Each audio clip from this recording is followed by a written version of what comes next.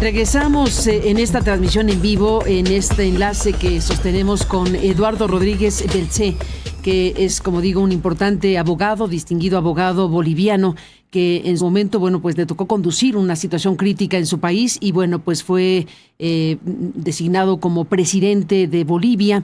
En su momento fue presidente de la Corte, como dijimos, y otras tareas académicas y políticas importantes en su trayectoria. Y hemos buscado a Eduardo precisamente porque dentro del debate que se está dando en México respecto a una reforma profunda al Poder Judicial en nuestro país, se hace referencia constantemente a la experiencia boliviana en relación a la elección por voto directo, por voto popular, de los integrantes del Poder Judicial. Y este análisis, y en general el análisis de la justicia y de sus sistemas, pues es importante escucharlo en voz de una figura como Eduardo Rodríguez Belcé. Gracias, Eduardo, por esta comunicación. Saludos y saludos desde México. Gracias por estar aquí. Gracias, Carmen. Encantado de participar en tu programa. Gracias por estar aquí. Bueno, nos interesa conocer la experiencia en Bolivia, el propio sistema de justicia en Bolivia, que, como digo, se ha convertido en referencia obligada en estos días y horas. ¿Qué me diría al respecto de lo que ha sucedido al haber decidido elegir con voto popular a los integrantes del Poder Judicial? Es un tema que todavía está en discusión en Bolivia y lo paso a explicar rápidamente. El sistema judicial, el servicio judicial ha estado siempre en entredicho y ha sido un propósito de todos los políticos o los gobiernos sucesivos de mejorarlo. En algún momento se estimó que la democracia participativa que se instaló a partir de la Constitución del 2009 debía expandir esta participación ciudadana y se cambió las modalidades de selección y designación de jueces y magistrados, estableciendo que debían ser preseleccionados por la Asamblea Legislativa y luego esa lista de candidatos ser sometida al voto popular. Esto ocurrió por primera vez el año 11, luego el año 17, nos tocaba una elección el año pasado que todavía está pendiente, llevamos un año de demora. Pero permítame dar el contexto de qué se trata. No solamente es una elección de magistrados, sino de atender la reforma judicial. Yo estimo que esta reforma, y esto puede ser aplicable en cualquier país, es una ecuación muy compleja que tiene varios factores, no solamente la elección o la designación de jueces. Tiene que ver con el presupuesto que el Estado otorga al sistema para que funcione, a políticas de ajuste legislativo, codificación actualizada, a políticas públicas como la política criminal, la política penitenciaria y una cantidad de otros temas fundamentalmente que tienen que ver no tanto con la legitimidad del origen de los jueces, sino la legitimidad que estos puedan demostrar en su desempeño. Yo creo que esta lista de factores son los que deberían contar en un propósito de mejorar la justicia y no quedarse con solamente la idea de que la elección de jueces por el pueblo los convertirá por ese solo hecho en más sabios o más independientes. Yo llamaría a la reflexión a que también se valoren estos factores que intervienen decisivamente en una reforma judicial. Pues definitivamente en eso estamos aquí en México, por eso es tan importante escuchar precisamente un análisis de lo que es la realidad en Bolivia sobre este tema. He leído cosas, Eduardo, por ejemplo, que en Bolivia, bueno, hay un voto obligatorio y la gente acude a votar, pero cuando se trata de decidir quiénes van a formar parte del Poder Judicial, hay un altísimo nivel de rechazo y se anulan los votos, se manifiesta, según lo que he podido leer, usted me confirmará o no, se manifiesta de esa manera una parte importante de la población al acudir, pero anular, decir algo no nos está gustando.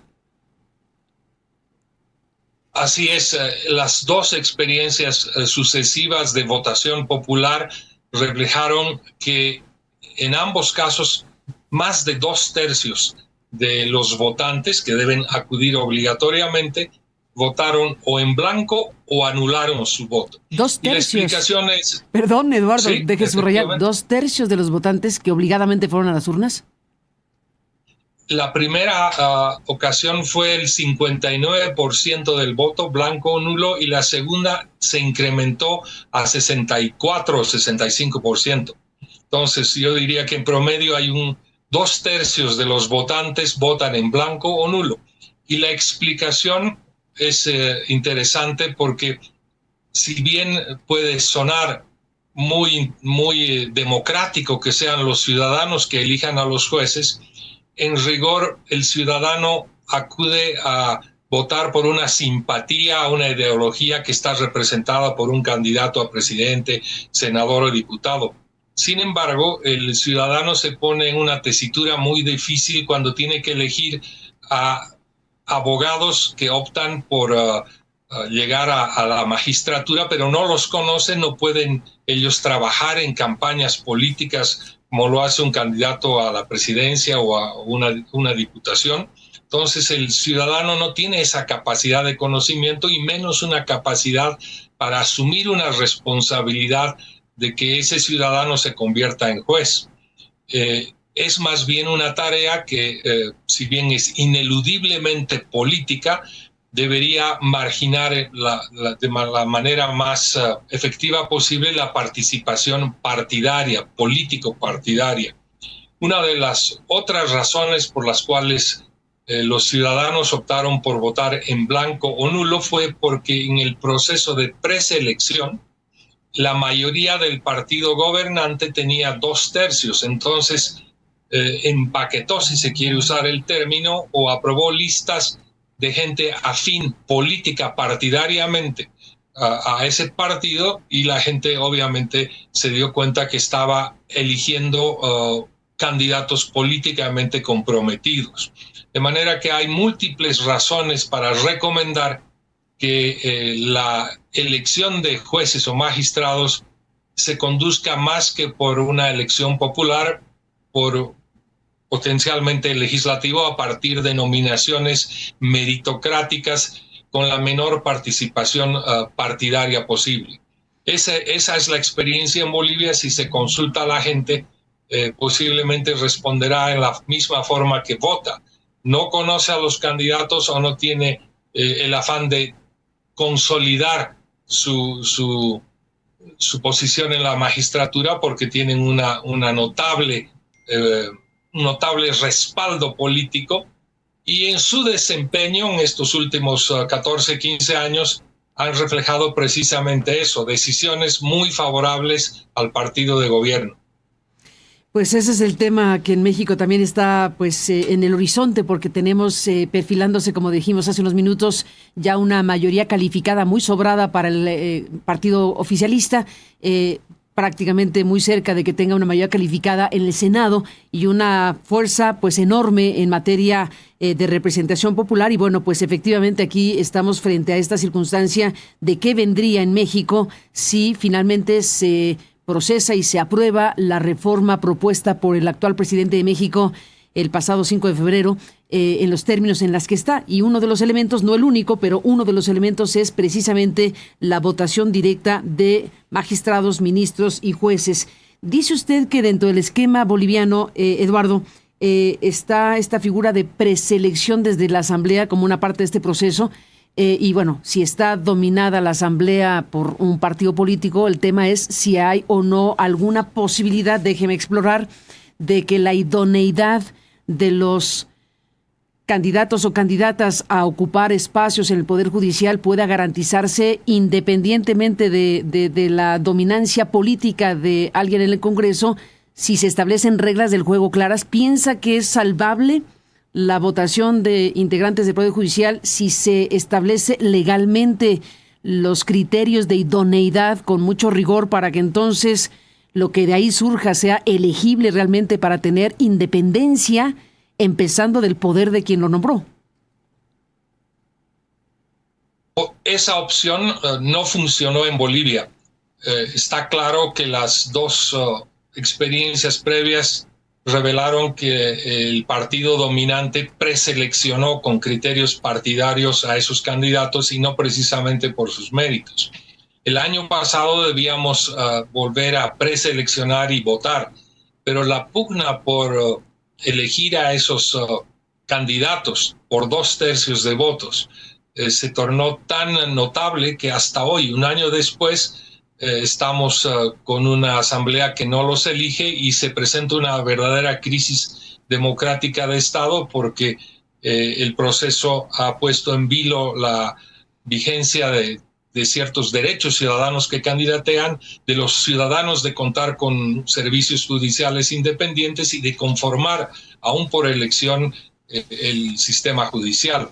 Es decir, en otras palabras, la pugna política partidaria ha tomado cuerpo en Bolivia sobre el órgano judicial.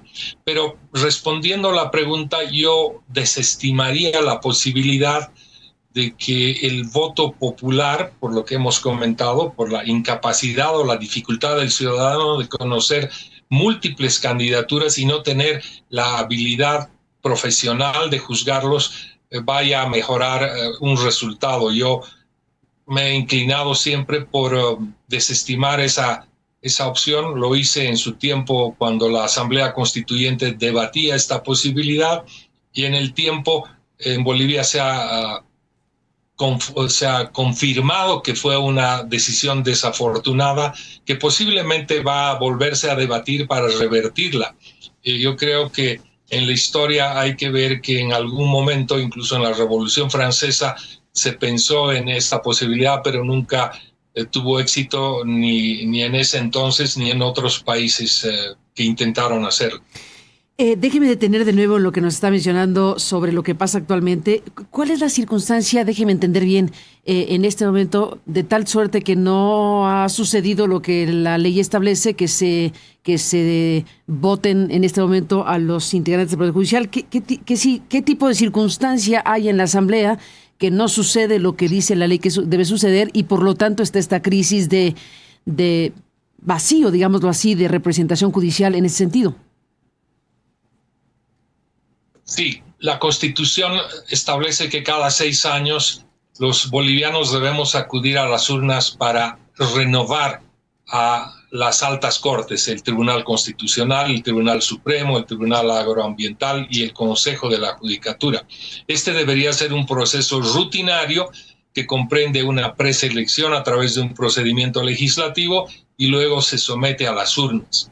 El año pasado, cuando comenzaba este proceso de preselección, se planteó una pugna política entre sectores partidarios, notablemente del propio partido oficialista, que está dividido en 2 fracciones, una la del actual presidente en funciones y la otra del expresidente Evo Morales, y la participación de la oposición anterior. Esta dificultad partidaria llevó a que ese proceso de preselección vaya siendo postergado o demorado indefinidamente hasta hoy. Las razones pueden explicarse en intereses político-partidarios que tienen relación con decisiones judiciales en torno a la reelección presidencial, en torno a los cuestionamientos a la gestión del gobierno, a decisiones judiciales que limitaron los procesos de controles y contrapesos en la propia Asamblea, que limitaron las interpelaciones, a una cantidad de procesos judiciales con tintes políticos muy, muy notables. Entonces había un nítido interés de una fracción del gobierno de mantener a esos magistrados en sus posiciones. Y lo que ocurrió el año pasado, antes de que venza el término de sus funciones, su mandato de 6 años, ellos mismos, los magistrados del Tribunal Constitucional, emitieron una declaración de autoprórroga indefinida hasta que se produzcan las elecciones, que ya han pasado 6 meses y todavía no se producen, y posiblemente haya condiciones muy difíciles para que aquello ocurra. Mi mirada es de enorme preocupación porque es un órgano de poder público, nada más y nada menos que el judicial, que por razones político-partidarias ha dejado de funcionar en los términos de la Constitución e impide que haya un servicio judicial efectivo, accesible y que está en entredicho sobre todo por su falta de independencia. Ah, caray, Eduardo Rodríguez Belcé, bueno, qué complicado el asunto, porque si el propio Poder Judicial o los integrantes de la cúpula judicial deciden por sí mismos prorrogar su estancia, digámoslo así, su gestión frente a esta crisis, bueno, la pregunta es si es por un tiempo determinado, es indefinidamente, ¿qué puede pasar ahí? Esa es la pregunta que nos hacemos todos los ciudadanos, porque en rigor esta elección debería producirse sin mayor dificultad, pero son estos intereses que tocan a partidos y a personas que van entorpeciendo un proceso y poniendo en evidencia que este esquema de llevar la elección de magistrados por una democracia participativa desvirtuada y torcida no es la mejor solución. Yo insisto, y lo he dicho hace ya tiempo, estamos ante una crisis de proporciones muy difíciles de atender en el corto plazo. Yo creo que el diálogo democrático debería llevar al presidente Arce y a la oposición a encontrar salidas dialógicas o dialogadas y que respondan al interés de la mayoría. Hace menos de 10 días la Asamblea logró reunirse para determinar que esos magistrados autoprorrogados cesen en cualquier intento de mantenerse en sus cargos, y esa decisión, que fue convertida en una ley que aprobó la Asamblea en sus 2 cámaras, está lista para ser promulgada por el presidente, pero aparentemente no lo va a hacer, y en su lugar ha decidido consultar al Tribunal Constitucional autoprorrogado, vencido ya en su plazo de mandato, si esa ley es o no constitucional. Entonces estamos en un entredicho que confunde a la ciudadanía y afecta básicamente al principio democrático de tener una justicia en pie, independiente y efectiva. Encuentra a Eduardo Rodríguez Belcé, expresidente de Bolivia y expresidente de la Corte Suprema de Bolivia, encuentra que esta situación crítica eventualmente se puede resolver con una acción deliberativa en clave democrática para eventualmente revertir la circunstancia legal actual y establecer otro régimen legal para resolver la propia crisis y regresar al estadio anterior? ¿Esa posibilidad existe? Debería existir, y por eso yo y varios ciudadanos estamos apelando a la responsabilidad de los actuales titulares de los poderes público, ejecutivo, legislativo, judicial y electoral, para que puedan convenir en soluciones prácticas, porque son este tipo de crisis institucionales que no se resolverán por la aplicación estricta, positivista de las lecturas amañadas de la Constitución. Se resolverán por voluntad política dialogada, que encuentra, como tú dices, una enclave democrática, caminos que nos permitan mantener un sistema democrático. En Bolivia tenemos el periodo más largo de vigencia desde nuestra historia republicana, un poco más de 40 años sin gobiernos militares, excepto un interregno precisamente derivado de desinteligencias, entre otras judiciales, y creo que es tiempo de evitar otro sobresalto democrático. Yo creo que es fundamental que los parlamentarios y los políticos, que son los titulares de las decisiones, puedan encontrar una salida en clave democrática. Eduardo Rodríguez Belcé, expresidente de Bolivia, respecto a los 2 experiencias para elegir integrantes del Poder Judicial en Bolivia que ya nos han narrado, y estas 2/3 partes de los votantes obligados a votar que anularon su voto o lo dejaron en blanco al final de cuentas, que es toda una circunstancia que ya explicó usted, tuvieron pues a personas a las que no conocían, porque entre otras cosas también nos dijo que hay una restricción para que los que buscan ser votados puedan hacer campaña. Y aquí hay un tema importantísimo, porque aquí nos estamos dando vueltas sobre cómo sería que la gente votaría por tal o cual opción, tal o cual candidato o candidata, si no hay un ejercicio de conocimiento de esas personas. En Bolivia está legalmente restringida la posibilidad de hacer campañas, porque también es todo un tema. Cuénteme de esta parte, de este filón del marco legal boliviano. Así es, en la Constitución, a tiempo de establecer el voto popular para elegir a magistrados, se agrega una previsión de que estos no pueden hacer campaña para promover su elección. Entonces, esta situación llevó a que en la primera oportunidad sea el órgano electoral, el Tribunal Supremo Electoral, el que regule la metodología para que la información sobre las capacidades y las hojas de vida de estos candidatos sea puesta a conocimiento de la ciudadanía.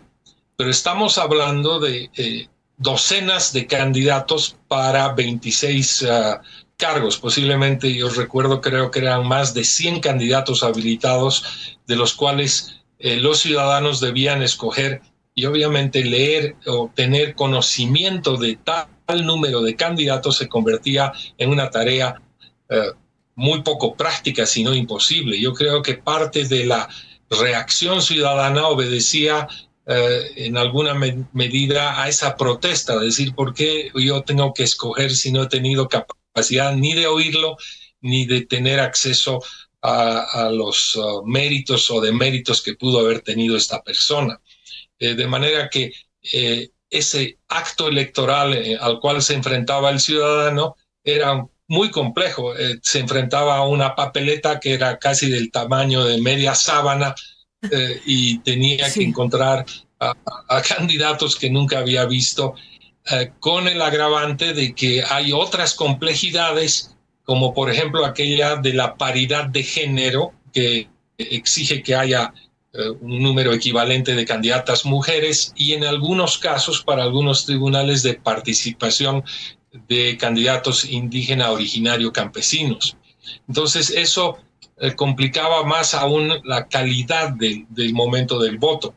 De manera que yo creo que lo mejor que se puede rescatar es la voz de los ciudadanos que expresaron una disconformidad con esa metodología.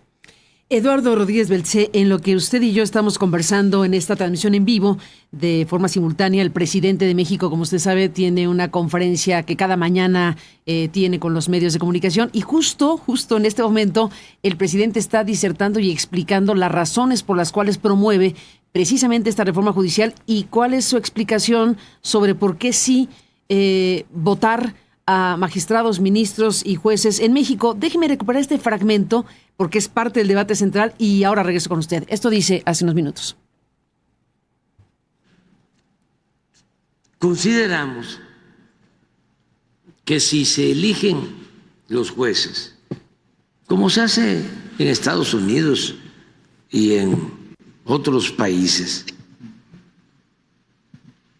puede reformarse el Poder Judicial, limpiarse, purificarse, y esto nos va a ayudar a todos.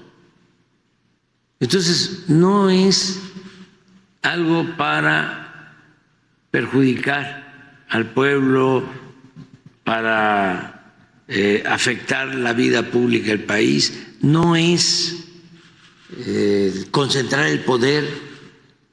Si se está planteando un órgano independiente, no va ese órgano independiente a depender del Ejecutivo.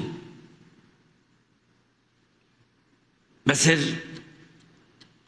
realmente independiente para vigilar el comportamiento de jueces, magistrados, ministros. Primero, que los elija la gente,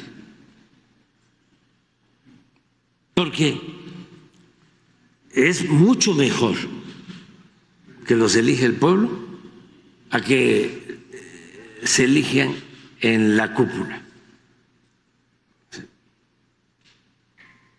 es democrático. La gente sabe muy bien lo que conviene y lo que no conviene. Puede ser que no tenga tanta claridad sobre lo que conviene, pero tiene una claridad meridiana en lo que no conviene.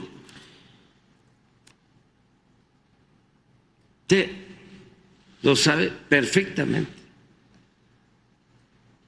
¿Y qué cosa no conviene? Bueno, pues que haya corrupción.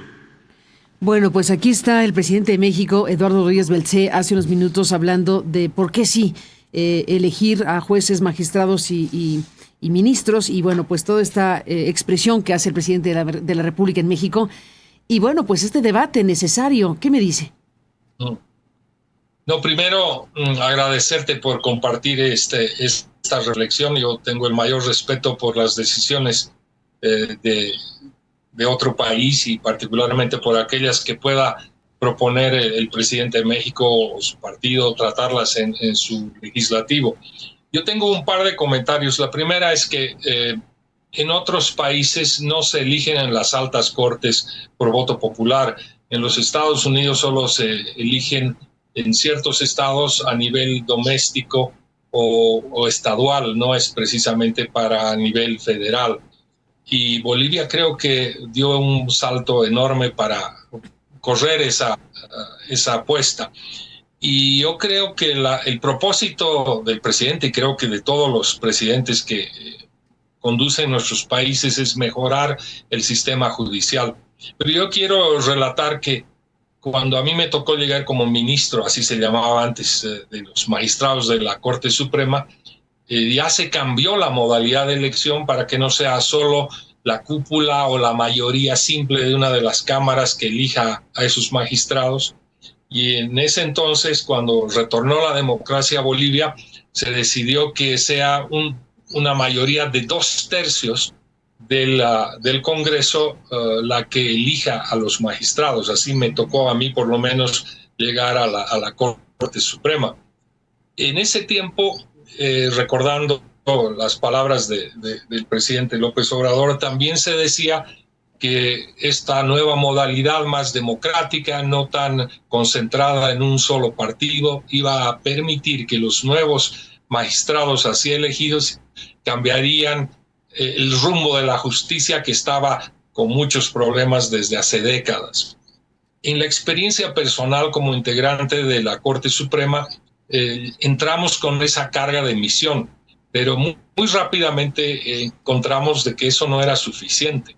Yo quiero repetir lo que dije hace un momento. La reforma judicial, revertir la corrupción, generar más sentido de imparcialidad, no viene solo por los jueces de los altos tribunales, es mucho más comprensiva. Posiblemente en México tienen miles de jueces que atienden las causas, y lo importante es el desempeño más que quién te haya elegido.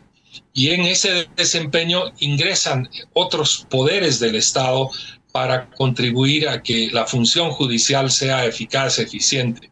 Yo ya lo he mencionado, está el presupuesto, las leyes ajustadas, las políticas públicas, la fiscalía, o lo que llaman ustedes procuraduría, etcétera.